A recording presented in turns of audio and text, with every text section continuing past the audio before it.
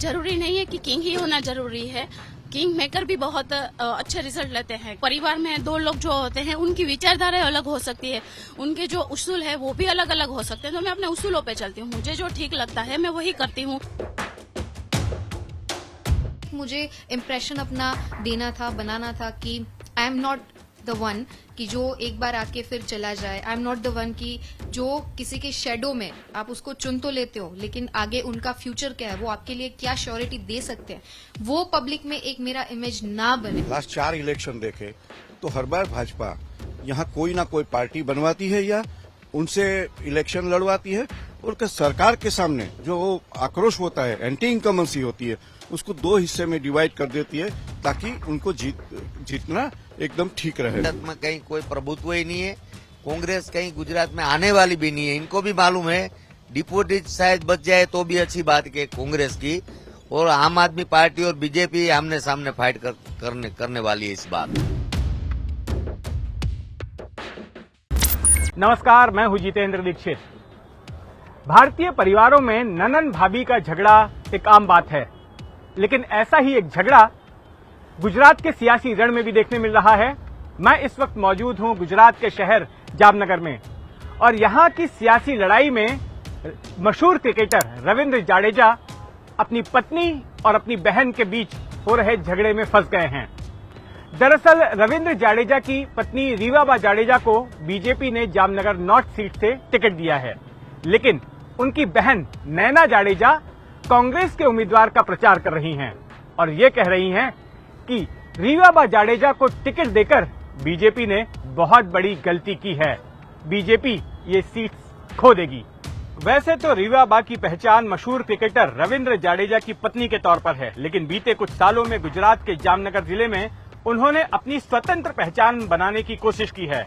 कभी राजपूतों के संगठन करनी सेना से जुड़कर, तो कभी समाज सेवा की खातिर गांव-गांव घूमने का अभियान चलाकर। साल 2019 में रीवा ने बीजेपी की सदस्यता ले ली और अब पार्टी ने उन्हें जामनगर नॉर्थ सीट से पहली बार चुनावी मैदान में उतारा है।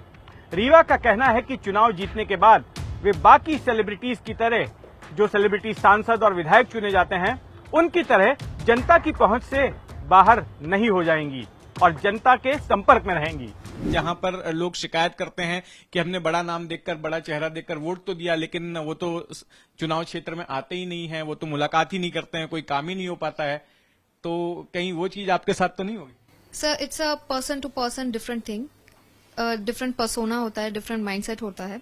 इसी वजह से व्हेन आई जॉइन बीजेपी 2019 में, तभी से मैंने एक छोटा सा यज्ञ शुरू किया था कि हमारे जो पार्टी का मोटिव है कि आप लास्ट पीपल, जैसे गुजराती में हम बोलते हैं कि छेवाड़ा ना मानवी सुधी जाऊं, बराबर, तो उसी सूत्र को ध्यान में रखते हुए मैंने गांव की मुलाकात लेना शुरू किया। एक मुझे इम्प्रेशन अपना देना था, बनाना था कि I am not the one कि जो एक बार आके फिर चला जाए। I am not the one कि जो किसी के शेडो में आप उसको चुन तो लेते हो, लेकिन आगे उनका फ्यूचर क्या है, वो आपके लिए क्या श्योरिटी दे सकते हैं, वो पब्लिक में एक मेरा इमेज ना बने। उसी बात को ध्यान में रखते हुए लोगों के बीच जाना, आम लोगों के बीच जाना, ताकि उनको ऐसा ना लगे कि ये सेलिब्रिटी, ये हमारे प्रश्नों को क्या समझेंगे।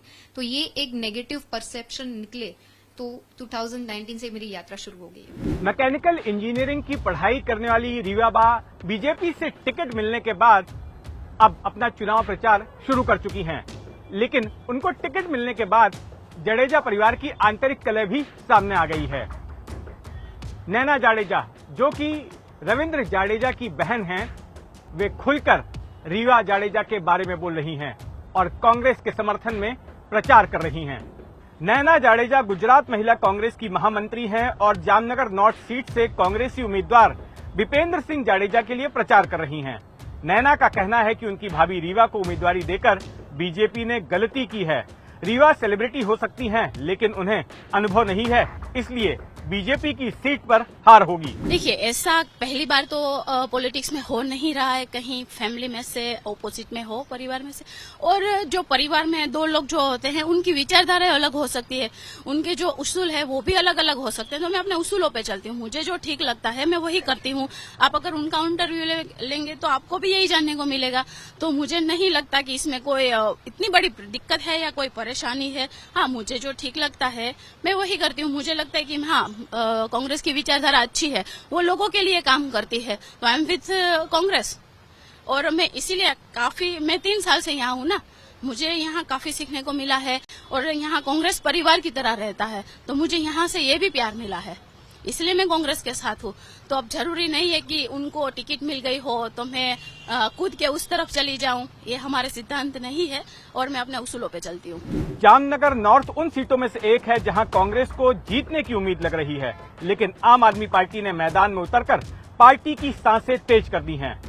कांग्रेस उम्मीदवार दीपेंद्र सिंह जाडेजा का आरोप है कि बीजेपी ने ही एंटी इनकम्बेंसी वोटों को बांटने के लिए आम आदमी पार्टी को वोट कटुआ के तौर पर उतारा है। देखो, ऐसा है कि गुजरात के लास्ट 4 इलेक्शन देखे तो हर बार भाजपा यहाँ कोई ना कोई पार्टी बनवाती है या उनसे इलेक्शन लड़वाती है, और सरकार के सामने जो आक्रोश होता है, एंटी इनकम्बेंसी होती है, उसको 2 हिस्से में डिवाइड कर देती है ताकि उनको जीतना एकदम ठीक रहे।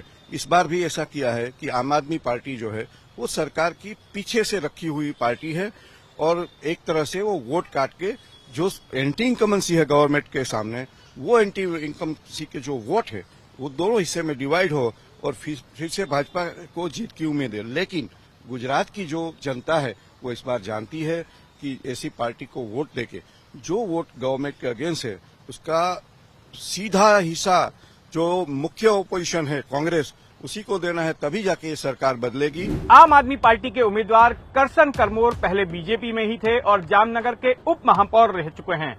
करमोर का कहना है कि बीजेपी और कांग्रेस जामनगर वासियों की उम्मीदों पर खरी नहीं उतर पाई हैं, इसलिए अब उन्हें मौका मिलना चाहिए।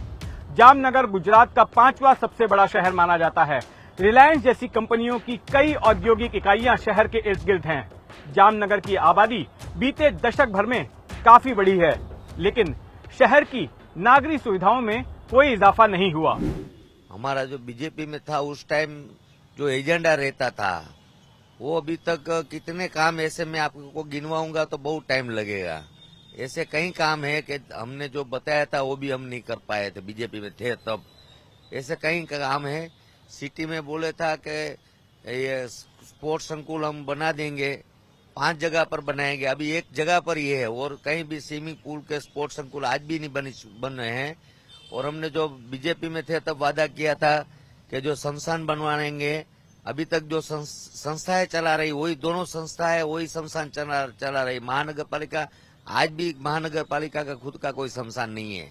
हम पूरा वादा नहीं कर पाए थे बीजेपी वाले, लेकिन ये जो आम आदमी पार्टी है ये जो कहती है वो करती है और करके दिखाया। पंजाब में भी दिखाया और दिल्ली में भी दिखा रहे हैं। उधर जिन बीजेपी विधायक धर्मेंद्र सिंह जाडेजा का टिकट काटकर रीवा जाडेजा को टिकट दिया गया है, वो बीजेपी सरकार में मंत्री रह चुके हैं।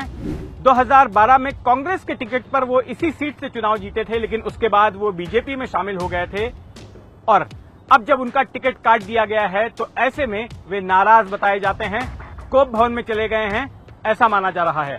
इस छोटे से शहर जामनगर से निकलकर रविंद्र जाडेजा क्रिकेट की दुनिया का एक बड़ा नाम बन गए, लेकिन अब ये देखना दिलचस्प होगा कि उनकी पत्नी रीवा जाडेजा सियासत की पिच पर चौके छक्के मारती हैं या फिर परिवार की तरफ से ही आ रही गुगली के सामने क्लीन बोल्ड हो जाती हैं। 8 दिसंबर को जिन सीटों के नतीजों पर सबसे ज्यादा नजर रहेगी उनमें से एक ये सीट यानी कि जामनगर नॉर्थ की सीट भी है।